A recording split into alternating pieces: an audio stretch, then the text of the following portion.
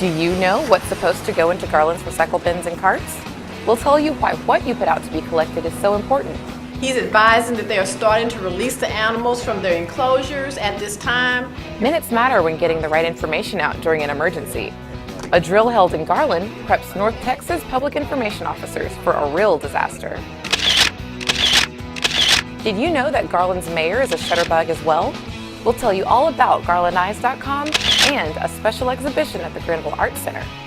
And it's a symbol of the city's development up from the prairie. Also in this episode, Garland's historic depot and rail car have been safely moved to their new home, making way for downtown construction. That and more on Garland Spotlight.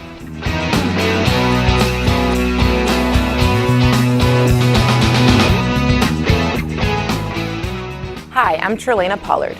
Welcome to Garland Spotlight, where we turn our spotlight on the people and programs that make Garland a great place to live, work, and play. In emergency situations, delivering accurate information quickly could help save lives.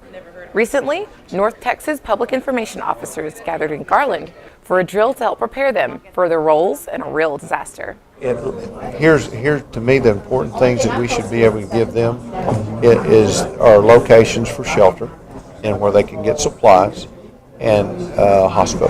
The pier system, first of all, it's been in place a couple years here through COG, Council of Governments. The Trinity River is reaching a capacity, and the rising water is rapidly approaching the zoo on South University in Fort Worth. It's a communication system, not just to go out to the media, but also where we can communicate within the different departments and regions here in the Metroplex. He said there were zebras, there are some tigers that are loose. Like out? Out. We're going to use that in disaster scenarios, and when and if a disaster hits our area here in Garland or somewhere close by here in the Metroplex, we would activate this system. So they will take them at those two locations? Online. To put out the information in an active exercise emergency as to what's going on, how to send people to different evacuation points where they can get food, shelter, and that sort of thing. Because they say press release 1, 2, and 3. We've worked a joint exercise with Houston, them simulating that there's been a hurricane that hit their area, then evacuees coming to the Dallas area. Two options, 45 to 287 to 360, or 45 to Beltline, west on Beltline to 35. This has been a good trial system. It was very intense down in Houston as the weather that was hitting them. Then also they threw several different things at us here in the Metroplex, not only accepting evacuees, but also a bus crash that was simulated on people coming up 45. Media is reporting the buses were transporting residents of a flooded Health South nursing home in Houston. There's a large fire at the scene and all three buses appear to be overturned. Just this exercise is just the beginning of it. We went through this, now we will go into an evaluation phase where we will evaluate today what we did, and then in a week we will evaluate with Houston as to how we acted and reacted, how we can improve if this scenario happened, or also if it was just isolated to happen in this area, how could we react differently and better. We watched all this other stuff happening in front of us, so it was a good experience for us to be exposed to the things that could happen that are unanticipated or even expected, but then the changes that come up, like the flooding of the Trinity, the issue at the zoo, the bus crash, those were things that were critical incidents in and of themselves, in addition to the evacuees coming up to the area. What we did, for instance, in Granbury, we told the media that this is where we're going to be pushing information out on this tornado. If you want the information in the latest, we will continue to update it. They went to that site. And not only is it available to the media, but it's also available to the community. Mike, we're going to add that to number 4 just to reiterate that, okay? Today, we had PIOs from public information officers from throughout the Metroplex. And that is to push out a correct, unified message, and that different messages are not going out, that it's all the same, that it's the correct information and good solid information that people can rely on.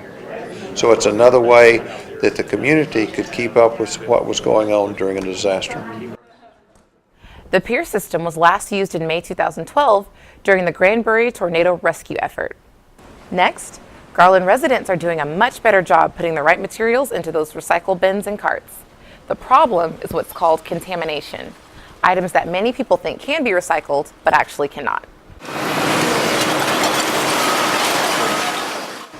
The purpose of our being here this morning was to conduct an audit of our residential recycling program. And the reason that we measure that is because we get paid based on the amount of good recyclable materials that people put in their red bins or blue carts. And what is not recyclable is called contamination. So on a quarterly basis, we come here and Allied conducts an audit for us to tell us how much of what is being put in the bins is actually considered contamination. And then when these products are sold, we get paid based on the amount of good materials that residents recycle.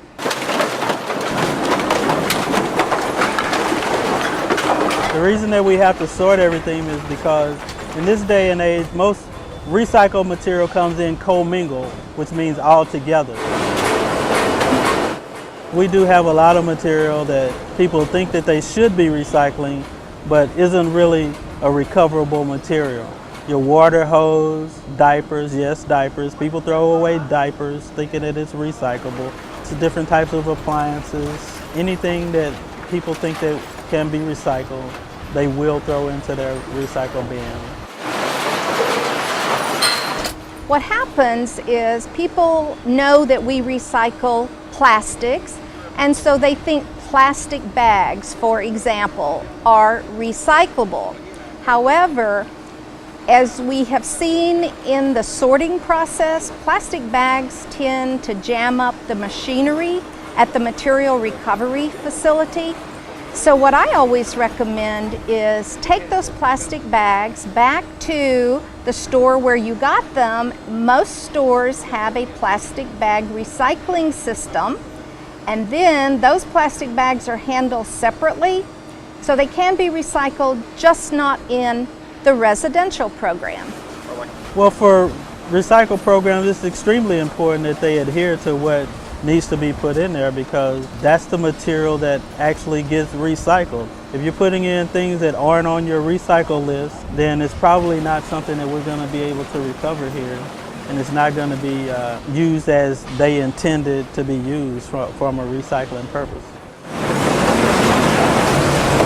Garland is recycling more than ever. We are recycling about 360 tons a month. We could be doing better because we still have only a 34% recycling rate, which means over the period of a month, only about 1 in 3 residents is setting out a recycling container. We need to get that up to where we have at least a 90% recycling participation rate, and then we could really have a phenomenal program. If it was one thing that residents can do from a processing standpoint, would be to probably read their pamphlets and only put in what the city is directing them to put in.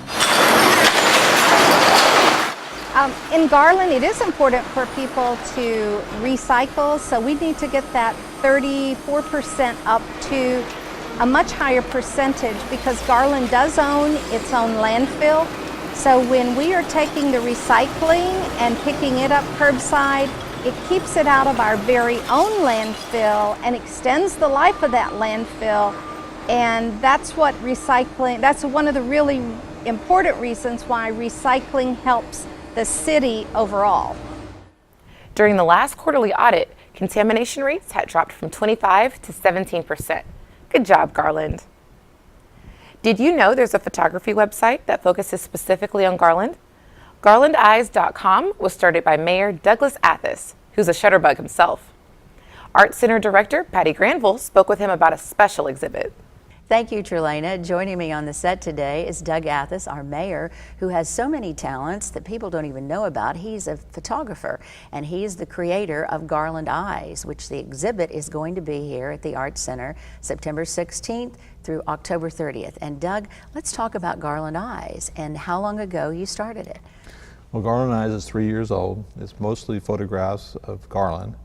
They're all directly related to Garland. It's photographers that either have taken photographs in Garland, or it's Garland photographers that have taken photographs anywhere in the world. So, but every photograph is linked directly to Garland, and we try to do one photograph a day. So over 3 years, we probably have put about 1,000 photographs online. And that's garlandeyes.com. That's how they can find that website. And everything, you've brought a lot of pictures today. We're going to show a few, and of course, none of these will be in the exhibit. These are ones who have been in, the ones that have been in past exhibits. These are examples from past exhibits, so people can kind of understand what they might see in this exhibit. Well, let's show a couple without giving these. out too much. Because that's a surprise. This is a great photograph. It's a leaf on ice. The ice is all cracked. It's by Tessie Garza. She took this during one of the ice storms here in Garland, really only a few blocks from downtown Garland. And it kind of just gives you a quick idea of what someone walking one day saw. And so you can see, you have it from the perspective of a Garland resident, but it's just an incredible image that if you looked at it, you would never guess that it was actually taken in Garland. And this is one of yours. This is an example, and actually I can take credit for this one. This was taken in down at a winter camp out for Boy Scouts. And it was early one morning, basically at sunrise. And this is a little bit of a unique photograph. It's called an HDR, a high dynamic resolution photograph, that is really 7 photographs combined. And it just kind of gives you a little bit more depth to the shadows, a little bit more detail in the shadows, and doesn't blow out the highlights, and the nice colors of the sunrise were captured much more quickly this way. I'm amazed with the art of photography and the technology now that's involved too, and I think if everyone wants to come out and see the show, I think you will be very impressed. September 16th through October 30th here at the Art Center in Garland. Back to you, Trelena. Thanks, Patty. To see more fantastic photos with a direct connection to Garland, just go to garlandeyes.com.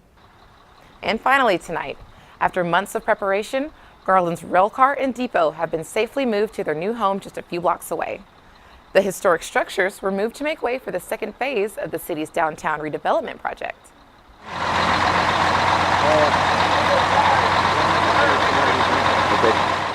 This is a 1901 replacement depot of an earlier one that burned, and although this one has had its own small fires that were extinguished, more importantly, it has survived 2 city expansions.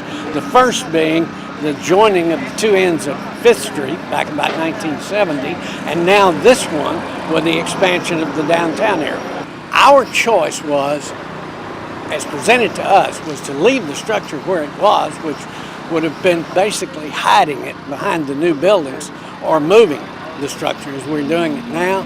And the Landmark Board was delighted to be able to cooperate with the city. It's not that often that historical people can be a part of the future, and we're glad to do that. We've been waiting for this for a long time, and now it's finally here. We're excited that the train car has moved. The depot is moving as we speak, and it benefits everybody downtown because we're getting new apartments and new parking garage, and things are looking good in Garland. This is really nice. I am especially glad that those that fought to keep the train, that the city council found a place to put it, and it will be there forever. For generations to come, they'll be able to say, you know what? That train was over there behind City Hall one time. Now that they have found and are putting it in a place where everybody will be able to see it, that is just wonderful. The rail car dates from 1910. It was made by the Pullman Company, and it is unique because even though it has a steel undercarriage, it is a wooden bodied car. Could well have passed our depot en route somewhere. Every building has its own characteristics that you have to overcome, especially when you're talking about historical buildings. You just can't drag them down the road, they got to be moved down the road. So we have to be very cautious on how we lift them. We lift them with unified hydraulic jacking systems, and we transport them on hydraulic leveling dolly systems. And it takes a while to put all this together to make it work. We find people that still, after 40 years, don't know the buildings down here behind the City Hall. And with it exposed as it will be off Walnut Street, we think we'll end up with something better than we started with. We sure hope so, and we're trying. Go to garlandtx.gov for the latest about what's going on downtown. And with that, we wrap up another episode of Garland Spotlight. I'm Trelana Pollard. Join us again next time for another inspiring and informative view of our city. In the meantime, go ahead and like us on Facebook and Twitter for the latest on what's going on in Garland. See you next time.